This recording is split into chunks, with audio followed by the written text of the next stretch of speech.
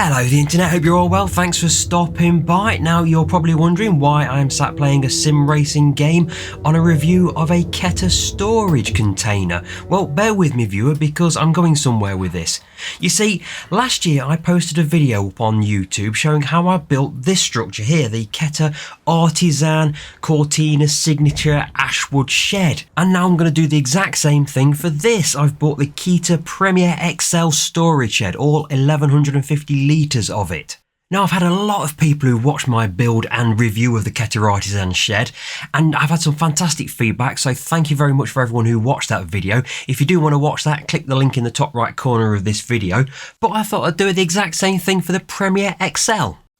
Now, other than that shed that I've built last year, I do have quite a history of buying Keter products, and I'm going to refer back to something that I said in the previous video.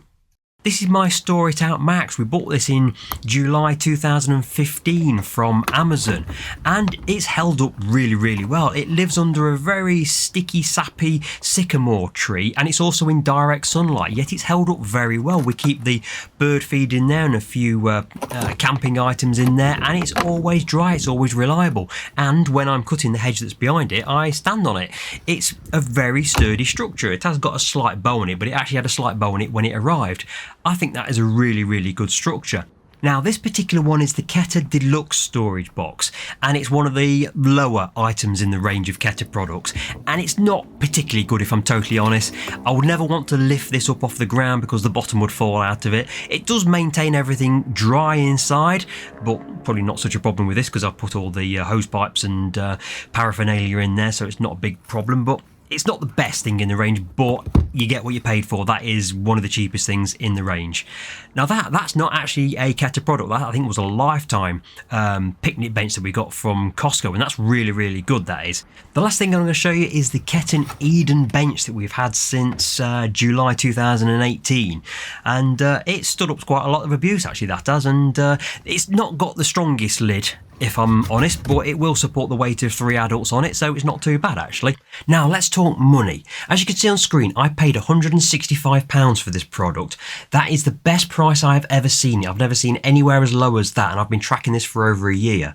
The RRP, according to Amazon's page, is £230. It's also available at Argos, and they say the RRP is £240. At the time of me recording this particular voiceover, it's £240 on Argos and £205 on Amazon. Now this is a product that's listed on Keter's own website, but they won't sell it to you directly. You will have to go through either Argos or Amazon. Now while I continue to talk you through my review, I'll play the video of me on Saturday afternoon building this thing. Now I'd already prepared the ground in advance of starting this. Keter themselves do recommend you have as level a ground as possible, and that is important, otherwise the doors may not quite align properly. It's also a good idea at this point to check the inventory. Make sure everything that's listed in the contents in the manual is what's in the box. Now you will get a lot of spare parts left over at the end of this build, because there are a number of different options, such as if you want to put wheelie bins in there, there's some extra attachments to lift the lids of the wheelie bins as you lift the lid of the storage bin, but I'm not using that, so I do have quite a few spare parts left over. Now from a tools perspective, the only tools that you're going to need is a screwdriver and or an electric screwdriver. A rubber mallet will be useful because that will just persuade a few pieces into place. These panels here, I'm going to just highlight this actually because there's a recess that goes around the base that these vertical panels sit into, and it was just a little bit snug.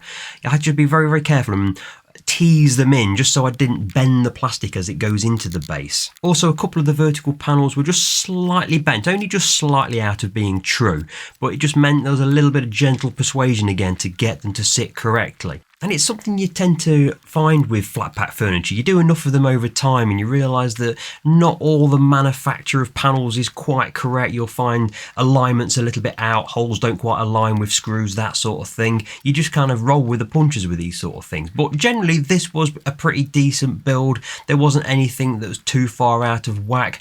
There was one little thing that when I put the black plastic thing that sits around the top of it, it's already in place there, when I was putting it into place, a bit split because it wasn't quite fitting true. When I tapped it down, it split the plastic ever so slightly. Nothing too major, but it reminds you to be careful from time to time. But generally speaking, this build went really well. Now you see I'm doing the doors here. The doors on the shed that I built last year I felt were the weak part, but on this structure they're pretty decent actually. Now I'm just putting together there the hinges. It does suggest in the instruction manual that you have two people to help you, one holding the door while you fix them into place, but as you can see I'm doing this on my own. There are 2 or 3 points in the instruction manual where it suggests using two people, but really you can do it on your own. The only one where you needed any real kind of dexterity was the lid, which I'm starting to assemble here.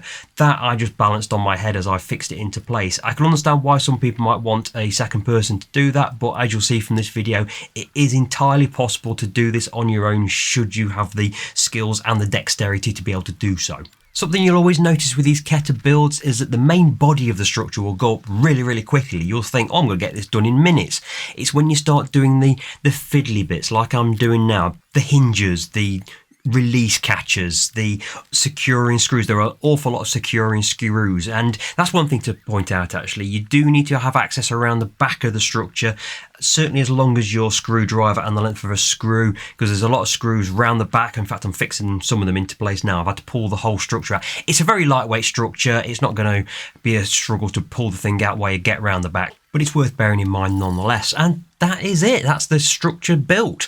That took me 1 hour and 22 minutes from opening the box to installing it as you see it is there, which I don't think is too bad. It was a pretty straightforward build. I caveat that with saying that I do a lot of these flat pack builds, so they're kind of second nature to me, but I don't think there was anything in there that was too complicated.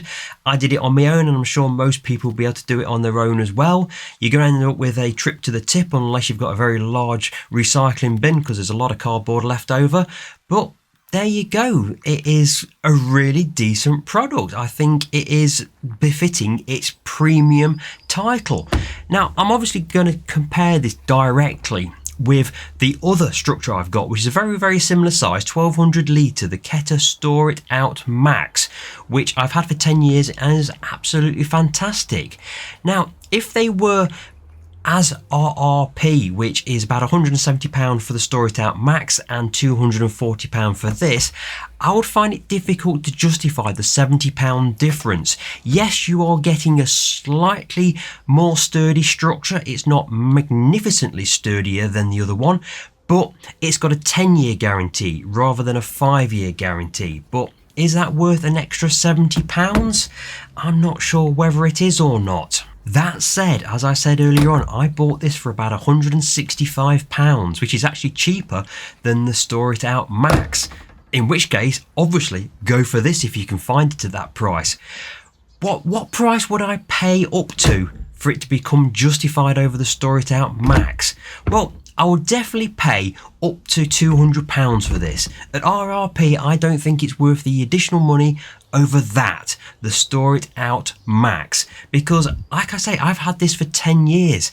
No, it's not as aesthetically pleasing. No, it's not got quite the same premium build quality, but it has been a very reliable structure. I mean, it's going a little bit green because it's under a tree that drops sap on it. But it has been a very reliable structure, that has. It survived some harsh winters. It survived me climbing on top of it when I'm cutting that hedge. It's been a very good structure. The doors, I mean, you can see it's not quite as sturdy. It's not quite as premium. The doors are a lot thinner. You can understand why it's got a 5-year guarantee rather than a 10-year guarantee. But all the same, it's lasted incredibly well, and I've been very happy with that product, and I'd happily buy it again. Well, I'll caveat that by saying I think I paid about £110 for this when I got it brand new. So it's crept up in RRP over the last 10 years to £160 to £170, depending on where you can find it. But I'd still recommend that as a structure if you could find it cheaply. But against a similar priced Premier XL, it's a no-brainer. That, like I say, it looks more aesthetically pleasing. It's got a nicer that's nice. I liked the chrome effect, whatever it is, aluminium handle. It feels a lot sturdier. The doors feel more premium. I keep saying that word premium. It is after all the Premium XL. It does feel a more premium product. The hinges are nicer. It's just a nicer product. And at £165 that I paid for it, absolute no-brainer. If you can get it for that, which is going to be difficult because it's already crept back up to just over £200 on Amazon's page. But if you can get it for sub £200, I think it is an absolutely wonderful product. It really, really is. Like I said previously in the video, do make sure that you get a level base for it. It is very important, otherwise those doors don't quite sit true. This, after all, is what I was going to be using it for, putting in lots of cushions and seating for garden furniture, just so it's somewhere easy to grab them when we want to go out and sit in the garden when the sun finally comes out. So in summary, would I buy this product again, which is always the basis of my review? Would I buy the product again? Yes, I would. At £165. Would I buy it at RRP of £240? Probably not. Hope this video has been useful to you. If it has, do consider a like, a comment, and maybe even a subscribe, and I'll see you on the next video. Take it easy.